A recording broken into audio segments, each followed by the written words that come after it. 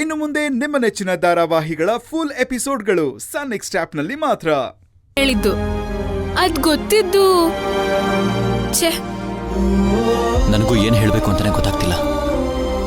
ಚಿಕ್ಕಪ್ಪ ಯಾಕೆ ಹೀಗೆ ಮಾಡಿದ್ರು? ಎಲ್ಲ ಒಂಥರ ಆಶ್ಚರ್ಯ ಆಗ್ತಿದೆ. ಅವ್ರು ಮಾಡಿದ ತಪ್ಪು ಅಣ್ಣ. ಶ್ರೀಕಾಂತ್ ಅಣ್ಣಂಗೆ ನಮ್ಮ ಮನೆ ಮೇಲೆ ಗೌರವ ಇದ್ದಿದ್ದಕ್ಕೆ ಸುಮ್ನಾದ್ರು ಅಷ್ಟೇ. ಆದ್ರೂ ಶ್ರೀಕಾಂತ್ ಅಣ್ಣನೂ ಹಾಗೆ ನಡ್ಕೋಬಾರ್ದಾಗಿತ್ತು. ಏನ್ ಹೇಳ್ತಿದ್ಯಾ ಅಣ್ಣ ನೀನು?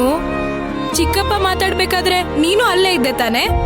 ನೀನೇನಾದ್ರೂ ಶ್ರೀಕಾಂತ್ ಅಣ್ಣನ ಜಾಗದಲ್ಲಿ ಇದ್ದಿದ್ರೆ ಅವ್ರು ಆಡಿದ ಮಾತುಗಳನ್ನ ಕೇಳಿಸ್ಕೊಂಡು ಸುಮ್ನೆ ಇರ್ತಿದ್ದ ಅಣ್ಣ. ನಾನು ಚಿಕ್ಕಪ್ಪಂಗೆ ಹೇಳ್ದೆ, ಅಮ್ಮ ಈ ರೀತಿ ಮಾತಾಡ್ಬೇಡ ಅಂತ ಹೇಳ್ದೆ. ಆದ್ರೆ ಯಾಕೋ ಇವತ್ತೊಂಥರ ವಿಚಿತ್ರವಾಗಿ ಆಡ್ತಿದ್ದಾರೆ. ಚಿಕ್ಕಪ್ಪ ಏನಾದ್ರೂ ಪ್ಲಾನ್ ಮಾಡ್ಕೊಂಡ್ ಬಂದಿದ್ರ ಅಣ್ಣ?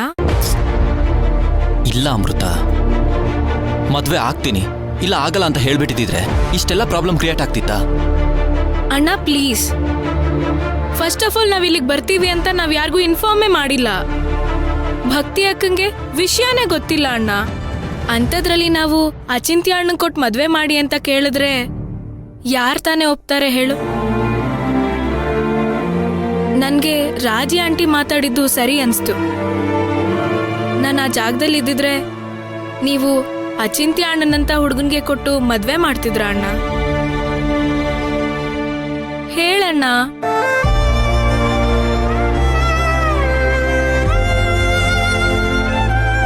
ಇಲ್ಲಿ ಮೇನ್ ಪಾಯಿಂಟ್ ಏನ್ ಗೊತ್ತಾ? ಭಕ್ತಿ ಅಕ್ಕ ನಮ್ಮನೆಗೆ ಸೊಸೆಯಾಗಿ ಬರೋದಷ್ಟೇ. ಇದನ್ನೆಲ್ಲ ಮುಂಚೆನೆ ಪ್ಲಾನ್ ಮಾಡಿದಿದ್ರೆ ಇಷ್ಟೆಲ್ಲ ಗಲಾಟೆನೆ ಆಗ್ತಿರ್ಲಿಲ್ವಲ್ಲ. ಏನ್ ಪ್ಲಾನ್ ಅದು?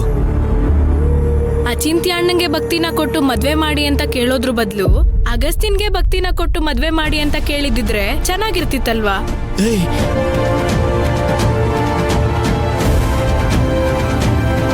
ನಿಜ ಹೇಳ್ತಿದೀನಿ ಅಣ್ಣ. ನಿನ್ನ ಭಕ್ತಿ ಅಕ್ಕನ ಜೊತೆಲಿ ನೋಡ್ತಿದ್ರೆ ನೀವಿಬ್ರು ಒಳ್ಳೆ ಪೇರೆಂಟ್ಸ್ತೀರಾ. ಮೋರ್ ಓವರ್ ನೀವಿಬ್ರು